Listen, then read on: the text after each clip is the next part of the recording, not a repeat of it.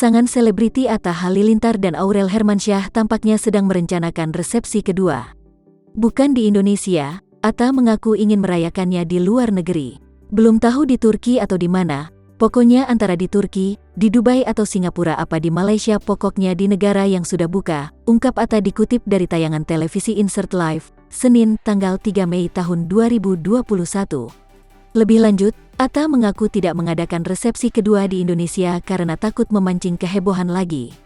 Dan kalau di Indonesia lagi takutnya jadi heboh-heboh gak jelas, keramaian atau apa, jadi nanti kita ngundangnya juga lebih sedikit, tambahnya. Terkait adanya resepsi kedua, Atta tidak menjelaskan lebih lanjut tentang konsep, tujuan maupun siapa yang akan diundang. Sementara itu, setelah dinyatakan sembuh dari positif COVID-19, Atta sudah mulai aktif dalam pekerjaannya, mulai dari membuat lagu sampai bikin vlog.